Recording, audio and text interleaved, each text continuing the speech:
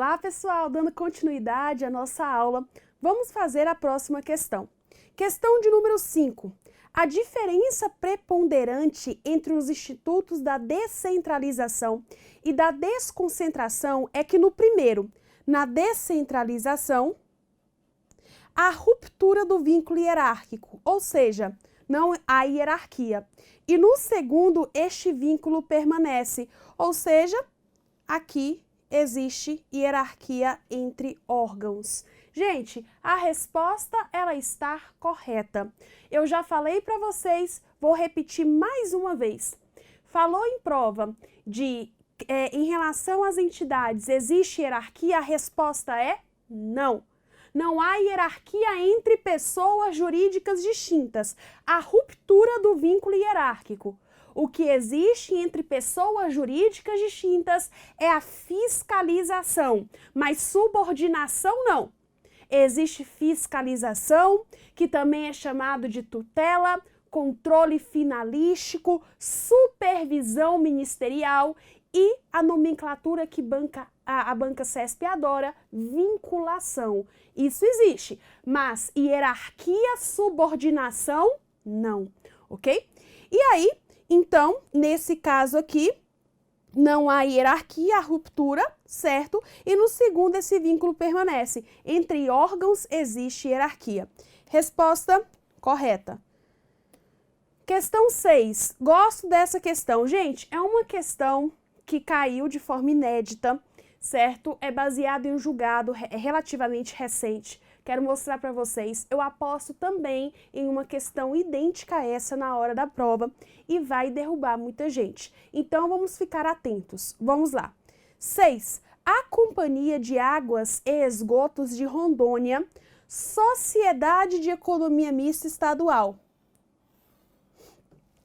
valendo-se da permissão genérica constante do ato normativo que autorizou sua criação, instituiu uma empresa subsidiária integral, com o objetivo de desenvolver pesquisas para melhorar o abastecimento de água no Estado. Nessa situação hipotética, segundo o entendimento do STF, caso deseje alienar o controle acionário da subsidiária integral, o Estado de Rondônia. Gente, aqui nós temos que ter o conhecimento, a base, no 3719 da Constituição, que nós já vimos, e no 3720. Em relação às subsidiárias, por exemplo, a Petrobras, ela quer criar aí a distribuidora, né? Subsidiária distribuidora ou combustível. Essas subsidiárias, para serem criadas também, tem que ter aí previsão, tem que ter legislação a respeito. Ou seja, artigo 37, inciso 20, tá? Tem que ter lei. Só que essa autorização, ela pode ser genérica. Quando for criar uma sociedade em economia mista ou uma empresa pública, já na própria autorização da empresa pública e da sociedade de economia mista, na criação delas, pode estar escrito, é permitida a criação de subsidiárias, ok? Então, é possível autorização genérica para criar as subsidiárias, certinho? Só que aqui a pergunta é outra. Não está falando de criação de subsidiárias. Aqui está falando de alienação do controle acionário. É diferente. Sobre a alienação do controle acionário, você tem que entender o seguinte. Se fosse para alienar o controle acionário da empresa pública, da sociedade de economia mista, tinha que ter aí a autorização e tinha que ter, né, legal, tem que ter lei, e tinha que ter licitação. Só que em relação à alienação do controle de suas subsidiárias, dispensa a licitação e aí a legislação. Então, vamos dar uma olhada nesse julgado. 6/6/2019. Prestem atenção. Informativo 943. A alienação do controle acionário de empresas públicas e sociedades de economia mista exige autorização legislativa e licitação. Vamos fazer de uma forma que fique fácil para depois você ver nas suas anotações. Alienação do controle acionário.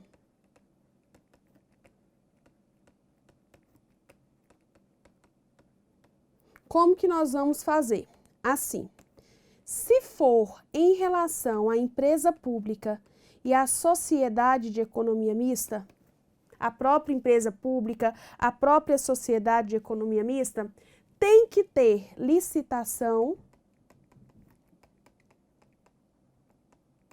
e autorização legislativa.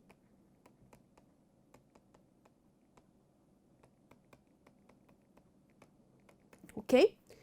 E aí, nós vamos colocar agora assim, se for em relação às subsidiárias delas,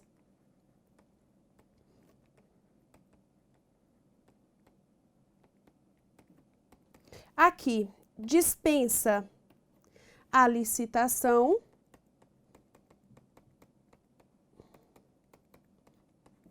e a autorização legislativa.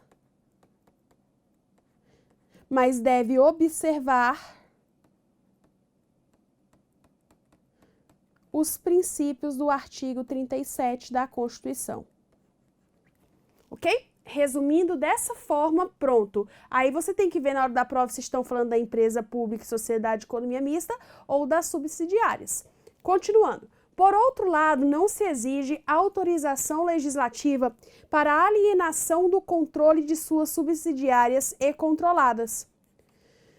Nesse caso, a operação pode ser realizada sem a necessidade de licitação, desde que siga procedimentos que observem os princípios da administração pública inscritos no 37 da Constituição, respeitada sempre a exigência de necessária competitividade.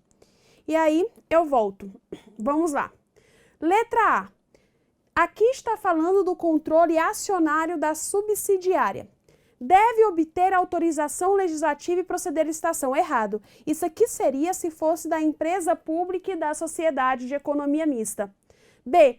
Deverá obter autorização legislativa, sendo dispensável a licitação. Primeiro, aqui no caso, não deverá obter autorização legislativa. E, no caso, não tem que ter licitação, desde que observado errado. C. Não precisará obter autorização legislativa, mas será necessária a licitação. Errado. D. Não precisará obter autorização legislativa, podendo realizar a alienação sem licitação, desde que se observe os princípios da administração pública inscritos no artigo 37, respeitada sempre a exigência de competitividade. Resposta correta, letra D. Não precisará obter autorização legislativa, podendo a alienação ser realizada sem licitação, sem qualquer condicionante. Aqui é o erro, certo? Por quê? Porque deve observar o artigo 37 da Constituição Federal. Próxima questão. É admitida a criação de autarquia por iniciativa de deputado federal, desde que este encaminhe o respectivo projeto de lei à Câmara dos Deputados e que a matéria verse estritamente sobre a criação da entidade. Gente, questão errada. O que eu quero que você faça? Abra aí o artigo 61, parágrafo 1º da Constituição Federal. O que você vai encontrar? Que compete privativamente ao presidente da República, certo? Criar ele que tem a iniciativa para apresentar um projeto de lei para a criação, para a criação de autarquia. Então, quem tem a iniciativa para apresentar um projeto de lei à Câmara dos Deputados é o presidente da República, é o chefe do Executivo.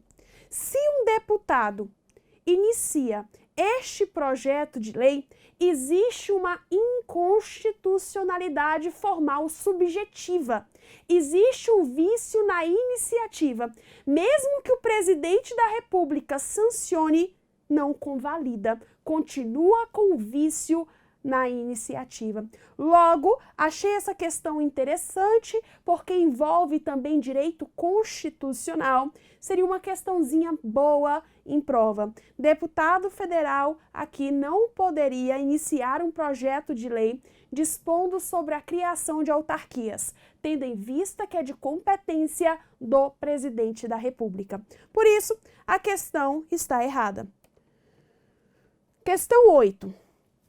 A administração pública direta reflete uma administração centralizada, enquanto a administração indireta reflete uma administração descentralizada. Gente, em relação à administração direta, quando ela presta o serviço, é centralizada.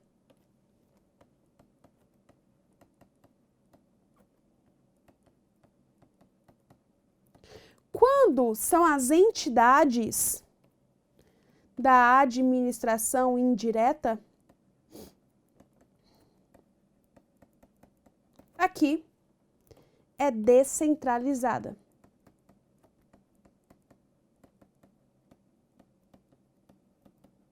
Ok? Então, dessa forma, a questão reflete a administração centralizada, enquanto a indireta uma administração descentralizada, certo? Questão 9. Desconcentração, que é a criação de órgãos, distribuição de órgãos, né? Consiste na distribuição do exercício das funções administrativas entre pessoas jurídicas autônomas.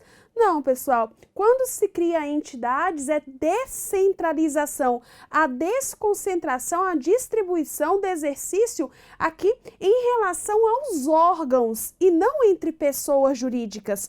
Portanto, gabarito errado, certo? Gente, sobre organização administrativa, do mesmo jeito que nós fizemos em poderes, vou fazer uma revisão turbo com vocês, certo? Se ficar muito rápido, você para o vídeo, vai anotando as informações que eu trago para vocês, porque uma revisãozinha turbo, eu tenho 5 minutos para fazer essa revisão de organização administrativa. Seguinte, 1, 2, 3, vamos lá. Organização administrativa, o que eu devo saber? Existe, de um lado, a administração direta, composta pela União, pelos estados, pelo DF e pelos municípios, que são chamados de entes federativos, ou, como já caiu em prova, entes políticos. Presta o serviço de forma centralizada.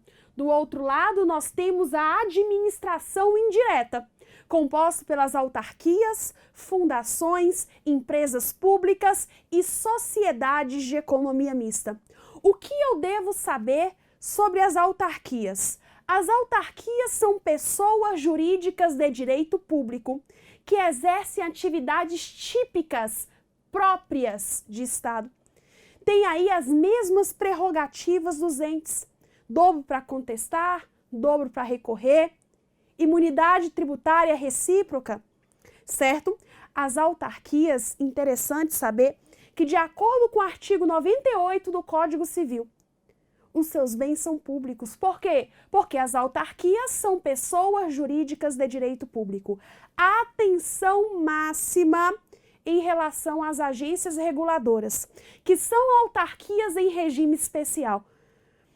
Sobre as agências reguladoras, o que eu acho que vai cair na sua prova? Uma novidade, certo? Que aí nós tivemos uma mudança em meados de 2019, que é justamente o seguinte: o que nós temos que saber? Que em relação aos dirigentes das autarquias em regime especial, diferente das autarquias comuns, os dirigentes, eles não são de livre exoneração, mas eles podem perder o mandato. Quando um diretor, um dirigente pode perder o mandato? Até 2019, comecinho, meio de 2019, eu falava 3 casos. Sentença judicial transitada em julgado, continua. Renúncia, continua. Processo administrativo disciplinar que seja assegurada ampla defesa. Continua. Só que nós tivemos aí uma ampliação. Nós temos a previsão também do 8º B da Lei das Agências Reguladoras. Hoje tem outras hipóteses em que os dirigentes podem perder o mandato. Se exercer atividade sindical, certo? Se, por exemplo, exercer outra profissão, salvo o magistério, uma de professor. Exercer atividade político-partidária também é outra hipótese. Então, deem uma olhada principalmente no 8º B. E outra mudança que nós tivemos foi em relação à quarentena. A quarentena é o seguinte, eu, aqui, sou diretor-dirigente de uma autarquia em regime especial, Anatel. Eu tenho informações privilegiadas da TIM, da Claro, da Vivo e da Oi. Quando termina o meu mandato, eu não posso imediatamente trabalhar na Oi. Quebra o regime de concorrência. Eu tenho que ficar aqui de quarentena. Ninguém nem aguenta mais ouvir esse nome, né? Mas a quarentena é o prazo hoje de 6 meses em que o ex-dirigente não poderá atuar no setor regulado. E se ele atuar? Se ele atuar, responderá por advocacia administrativa, que vocês estudam no penal. Tudo bem? Sobre as empresas públicas e sociedades de economia mista, coloque uma coisa na cabeça. Empresa pública e sociedade de economia mista sempre serão pessoas jurídicas de direito privado, independente se prestam serviço público ou se exploram atividade econômica. Elas sempre serão pessoas jurídicas de direito privado. E o que acontece com a empresa pública, acontece com a sociedade de economia mista. Os bens das duas são privados, certo? Porque são pessoas jurídicas de direito privado. Se prestar serviço público, tem prerrogativas, certo? Mas o bem continua privado. Outra coisa importante que nós temos que saber, os bens dos Correios são impenhoráveis por quê? Porque presta serviço público. Embora o bem continue privado, possui prerrogativas públicas. Outra informação importante sobre as empresas públicas e sociedades de economia mista é saber, pessoal, a diferença entre elas. Empresa pública, capital, 100% público. Sociedade de economia mista, capital, mais de 50% público, misturado, né? Então, outra diferença também que eu acredito que seja importante para a prova. Empresa pública pode ser qualquer forma societária, limitada, anônima, não importa. Já a sociedade de economia mista sempre será uma SA, sempre uma sociedade anônima, certo? Em relação ao foro, empresa pública federal vai para a Justiça Federal, de acordo com 109, inciso 1 da Constituição. Empresa pública estadual, municipal, Justiça Comum. Já a sociedade de economia mista, seja ela federal, seja ela estadual, seja ela municipal, é Justiça Estadual. Justiça Comum, certo? Gente, Justiça Comum, salvo se a União estiver no polo. Tudo bem? Vamos fazer as próximas questões? Vamos lá. Sobre atos administrativos. Questão de número 1. De acordo com a doutrina administrativista, clássica e majoritária, são atributos dos atos administrativos. Pessoal, nós não podemos confundir elementos e requisitos de cá com atributos de cá. Elementos e requisitos: competência, finalidade, forma, motivo e objeto. Atributos: a famosa PAT, presunção de legitimidade ou veracidade, autoexecutoriedade, tipicidade e imperatividade. Numa questão de juiz de direito substituto, nós tivemos essa pergunta. Então, vamos ficar atentos. Aqui estão pedindo os atributos, que não se confunde com os elementos. Atributos: sujeito, aqui no caso sujeito, né, mesma coisa da competência, elemento, objeto, tipicidade. Aqui seria só tipicidade, então está errado.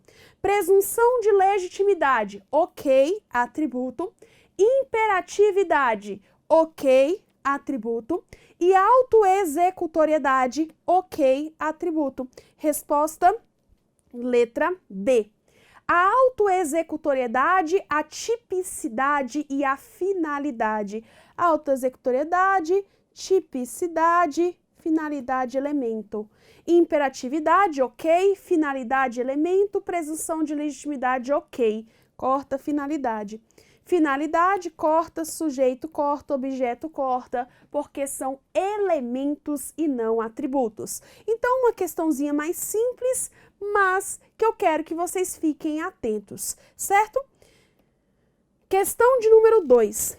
Caso uma autoridade da administração pública, como forma de punição, determine de ofício a remoção de um agente público com quem tenha tido desavenças anteriormente, o ato administrativo em questão revelará vício onde? Nós já conversamos sobre isso daqui, pessoal, quando eu falei para vocês lá dos poderes do abuso de poder. Se nesse caso existe uma autoridade que quer punir uma pessoa por desavença pessoal, significa dizer que existe vício aonde? Existe vício na finalidade, porque é algo pessoal. E eu falei para vocês que a finalidade, ela está intimamente ligada com o princípio da impessoalidade.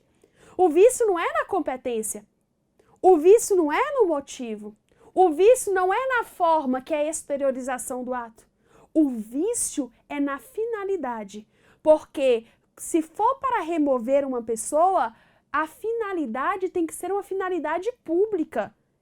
E não porque existe uma desavença pessoal. Então, vamos lá. Nesse caso, o vício é no motivo errado, na competência errado, na forma errado, na competência errado. A resposta, letra D. Na finalidade sendo inviável a convalidação. Convalidação? O que é convalidação? Pessoal, quando eu falo de convalidação e falo de elementos, só é possível convalidar o foco, a forma, desde que esta não seja essencial, e a competência, desde que essa não seja exclusiva. Só se pode convalidar a forma e a competência. Nenhum outro elemento pode ser convalidado. Ok, professora, mas o que é convalidação? Quando existe um vício, mas esse vício ele é sanável. A administração, ao invés de anular, ela torna válido, certo? Eu quero que você veja o artigo 55 da Lei 9784 de 99. É possível convalidar a critério da autoridade competente. Quando eu falo a critério da autoridade competente, ela pode convalidar, significa dizer que é um ato discricionário. Ela pode ou não pode convalidar, desde que não cause lesão ao interesse público e desde que não cause prejuízos a terceiros, ok? Então, é possível convalidar a forma e a competência. A finalidade, não, não, não. Então, a resposta correta, letra D. Questão 3. A administração pública poderá revogar atos administrativos que possuam vício que os torne ilegais, ainda que o ato revogatório não tenha sido determinado pelo Poder Judiciário. Aí a pessoa dá um grito e fala: professora, eu já sei, é autotutela, não é isso? A própria administração anulando seus atos quando eles forem ilegais, a própria administração revogando seus atos quando eles não forem mais oportunos e convenientes. Sim, este é o conceito de autotutela, previsto na súmula 473 do STF. Só que nós temos um problema aqui. Gente, falou na prova de vocês de ilegalidade, só combina com anulação. Ilegalidade, anulação. Eu não posso falar que o ato é ilegal e deve ser revogado, porque revoga-se apenas atos legais por critérios de oportunidade e conveniência. Então, falou em prova de ilegalidade, chama-se anulação e não revogação. Por isso, o erro da questão não é revogação, é anulação. Tudo bem? Por isso, ela está errada. 4. Determinado prefeito exarou o ato administrativo autorizando o uso de bem público em favor de um particular. Pouco tempo depois, lei municipal alterou o plano diretor no que tange à ocupação do espaço urbano, tendo proibido a destinação de tal bem público à atividade particular. Nessa situação hipotética, o referido ato administrativo de autorização de uso bem público extingue-se por revogação, anulação, contraposição, caducidade, cassação. Contraposição, aqui, é mais difícil de ver em prova, né? É um ato contrário a outro. Uma exoneração acaba ali, né, sendo contrária à nomeação, certo? Mas esses outros merecem destaque. Falou na sua prova de ilegalidade, já acabou, é a anulação. A anulação pode ser feita tanto pelo judiciário, quanto também pela própria administração. A própria administração anulando seus atos, autotutela. O judiciário anulando os atos da administração, princípio da inafastabilidade jurisdicional, prevista no artigo 5º, 35 da Constituição, porque é ameaça à lesão a direito. Se existir ameaça à lesão a direito, não pode afastar o controle judicial. Por isso que o judiciário anula ato da administração quando provocado. Revogação já é diferente, quando o ato não for mais oportuno nem conveniente, certo? E aí a própria administração revoga, também chamado de autotutela. Já o judiciário não revoga ato da administração, porque o judiciário não pode entrar em mérito administrativo. O judiciário poderia revogar seus próprios atos atípicos de administrar, mas revogar ato da administração não, porque senão vai ferir a separação dos poderes prevista no artigo 2º da Constituição Federal. E nós sabemos aqui que tem também a caducidade. A caducidade, memorize, é quando vier uma lei posterior incompatível com o ato. Exemplo, João estava vendendo revista pornográfica na rua, tudo ok, certo? E aí veio uma lei posterior dizendo que é proibida a venda de revista pornográfica. Existe a caducidade. Toda vez que o motivo for lei posterior, chama-se caducidade. E por fim, nós temos aí a cassação. É quando um ato nasce legal, mas torna-se ilegal por descumprimento dos requisitos pelo particular. Nesse caso aqui, qual foi o motivo da extinção do ato? Neste caso, o motivo da extinção do ato foi uma lei posterior. E falou de lei posterior, chama-se como? Caducidade. Então, pessoal, resposta correta, letra D, caducidade. Lei posterior incompatível aqui com o ato, certo? Próxima questão. A homologação é ato administrativo unilateral e vinculado, praticado a posteriori, pelo qual a administração pública reconhece a legalidade de um ato jurídico, tal como ocorre na homologação de procedimento licitatório. Pessoal, sobre as espécies dos atos administrativos, será que está correto o conceito de homologação? Será que a homologação realmente é um ato vinculado? Como que eu faço para não confundir homologação com aprovação? É realmente posteriori ou também pode ser prévio ou é sempre posterior? No caso, a homologação pode discutir mérito? E a aprovação pode discutir mérito? Você quer saber a resposta? Venha comigo para o próximo bloco, eu estarei te aguardando.